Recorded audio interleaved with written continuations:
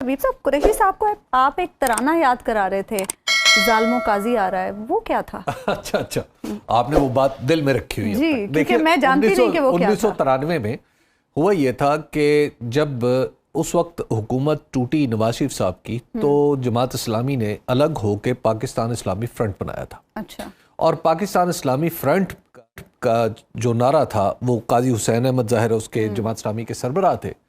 تو وہ جب انہوں نے کیمپین چلائی تو کیمپین بڑے جدت سے بھری ہوئی کیمپین تھی، ورنہ جماعت اسلامی اس سے پہلے اس طرح کی کیمپینز نہیں چلایا کرتی تھی۔ تو اس میں نغمے اور ترانے انہیں کہنا چاہیے، نغمے تو نہیں تھے۔ تو اس میں کئی لوگ تھے جن کو میں بھی جانتا ہوں، اب تو خاصے وہ میری طرح بزرگ ہونے والے ہیں یا ہو چکے ہیں۔ انہوں نے کئی ترانے لکھے تھے جو قاضی حسین احمد صاحب مرحوم کی نام کے رعایت سے قاضی پر مبنی تھے۔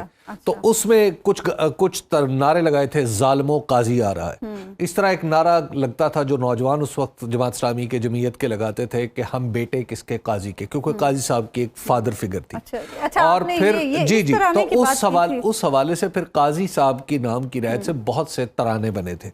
تو جب قاضی صاحب چونکہ سینیٹر تھے لیکن الیکشن ہار گئے، ظاہر ہے جماعت اسلامی PIF جو پاکستان اسلامک فرنٹ تھا وہ الیکشن ہار گئے، تو جب وہ سینٹ میں داخل ہوئے اس وقت، یعنی الیکشن ہارنے کے بعد جب وہ سینٹ میں داخل ہوئے تو لوگوں نے وہاں پر ڈیسک بجا بجا کے نعرے لگائے کہ ظالموں قاضی آ رہا ہے۔ تو یہ ترانہ آپ کو آج کیوں یاد آیا؟ تو مجھے آج صرف وہ ترانہ اس لیے یاد آیا کہ آج جسٹس قاضی فائز عیسیٰ جیسے بیٹھے ہوئے تھے، تو میرے لیے بالکل ایک انہونا سا منظر تھا، ایسا منظر جو اپنی آنکھوں سے آپ دیکھ لیتے ہیں تو اس پہ آپ کو یقین نہیں آتا۔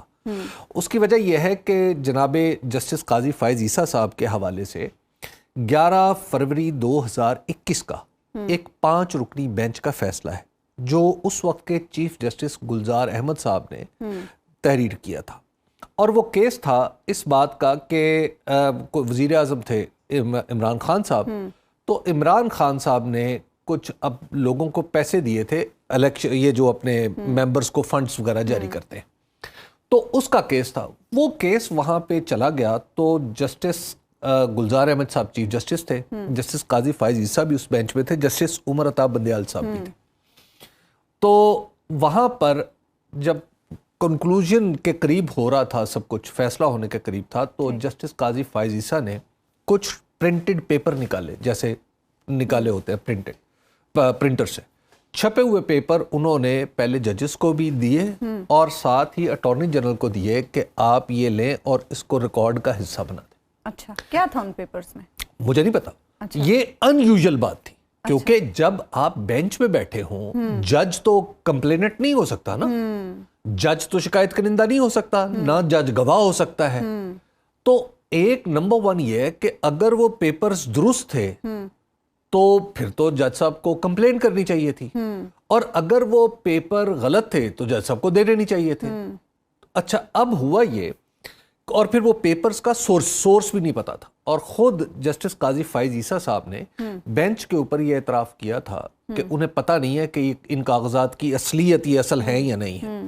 تو اس پہ پھر جسٹس گلزار احمد صاحب نے انہوں نے باقاعدہ طور پر ان کا جو فیصلہ ہے اس کا غالباً پیرا 6 ہے، تو اس میں انہوں نے جسٹس قاضی فائز عیسیٰ صاحب کے حوالے سے اظہار خیال کیا ہے، اور اس بینچ کا حصہ تھے جسٹس قاضی فائز عیسیٰ، اور انہیں کہا تھا کہ آپ وزیر اعظم کے خلاف کوئی کیس نہیں سنیں گے۔ اور وہ کیس کیا تھا؟ وہ عمران خان صاحب تھے۔ وہ وزیر اعظم کون تھے؟ عمران خان۔ اس کی وجہ یہ تھی کہ ایک پٹیشن لے کے خود اس فیصلے میں ذکر ہے کہ کچھ درخواستیں خود جسٹس قاضی فائز عیسیٰ صاحب کی عمران خان صاحب کے خلاف موجود تھی، تو گویا جسٹس قاضی فائز عیسیٰ پر یہ پابندی آج تک ایگزسٹ کرتی ہے، چونکہ عدالتی فیصلہ ہے نا اب کہ وہ پاکستان تحریک انصاف یا چلیے پاکستان تحریک انصاف کا کیس سن لیں، لیکن عمران خان صاحب سے متعلق وہ کیس نہیں سنیں گے، وہ لکھا ہوا ہے اس میں۔ اچھا حبیب صاحب، کچھ لوگ آج بھی یہ بات کر رہے ہیں، آپ کی اس بات سے ریلیٹ اگر میں کروں، کچھ لوگ آج بھی یہ کہہ رہے ہیں کہ اس کنونشن میں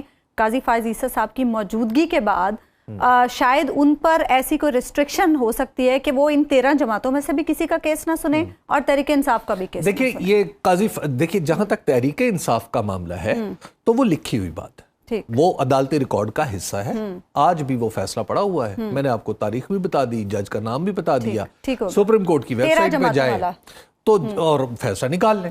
اچھا, اس کے بعد آ جائیں کہ آپ نے جو 13 یہ جو جماعت پی ڈی ایم, میرا خیال یہ ہے کہ ایک تو اصولی طور پہ ہی جج صاحب کو خود فیصلہ کرنا ہوتا ہے, کسی بھی جج کو, کہ کہیں ایسا تو نہیں ہے کہ کسی قرابت کی بنیاد پہ, کسی تعلق کی بنیاد پہ, دوستی کی بنیاد پہ جو میرے سامنے کیس آیا ہے میں اس کو سنوں یا نہ سنوں. تو یہ خالصتاً جج صاحب کا اپنا فیصلہ ہوتا ہے. تو ظاہر ہے اب جسٹس قاضی فائز عیسیٰ نے اس بات پہ یقیناً غور کیا ہوگا کہ جو ججز کا کوڈ آف کنڈکٹ کیا کہتا ہے, قانون اور دستور کیا کہتا ہے, روایت کیا کہتی ہے, پریسیڈنس کیا کہتی ہے, اور آج کا ماحول کیا کہتا ہے. اب ظاہر ہے وہ تو کہتے ہیں نا کہ یہ تو انہوں نے درست فیصلہ کیا ہوگا, ظاہر ہے وہ تو سپریم کورٹ کے جج ہے, ان کا لکھا ہوا قانون ہے, آپ اس سے اختلاف کر سکتے ہیں لیکن اس کو ماننے سے تو انکار نہیں کر سکتے. تو جسٹس قاضی فائز عیسیٰ صاحب خود اپنی عدالتوں میں, اور میں نے دیکھا ہے ان کے ریسنٹ فیصلے بھی, کہ حتیٰ کہ وہ پیمرا کے اس اختیار کو پسند نہیں کرتے کہ وہ کسی پر پابندی لگائی جائے.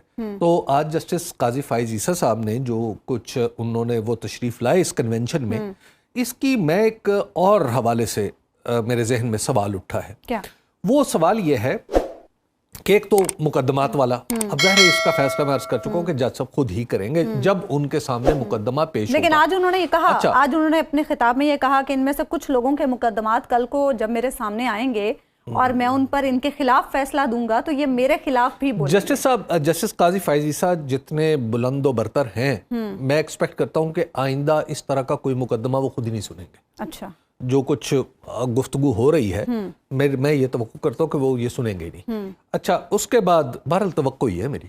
اچھا, میں خبر نہیں دے رہا. اچھا, میری امیدیں بہت ساری ہیں جو کبھی ٹوٹتی ہیں. امیدیں آپ کی الیکشن سے بھی بہت تھی, میری کبھی روز آپ کہتے تھے الیکشن ہوں گے, تو میں چونکہ میری امیدیں ٹوٹتی بھی رہتی ہیں اور بنتی بھی رہتی ہیں. تو بہرحال تو لیکن میری امید اور توقع دنیا قائم ہے, اور اس امید پہ میری عدالت بھی قائم ہے. اچھا, خیر, بات یہ ہے کہ جو آج جو کچھ ہوا ہے نا, اس میں یہ سوچ رہا تھا کہ جو جیسے ججز کے خلاف بات ہو رہی ہے یا جیسے ایک اشارے دیے جا رہے تھے, جسٹس قاضی فائز عیسیٰ وہاں موجود تھے, تو میری ایکسپیکٹیشن یہ تھی کہ جسٹس صاحب جب وہ تقریر کے لیے بلائے جاتے تو وہ کہتے کہ یہاں پہ میرے بردر ججز کے حوالے سے جو اسپرجنز ہیں, جو اشارے ہیں, وہ میں ان کی مذمت کرتا ہوں. اس سے پہلے بلاول بھٹو زرداری صاحب نے بڑی سخت زبان کی استعمال کی تھی, اور ان کے سامنے ہی جناب آصف علی زرداری صاحب نے اعتراف کیے تھے 2.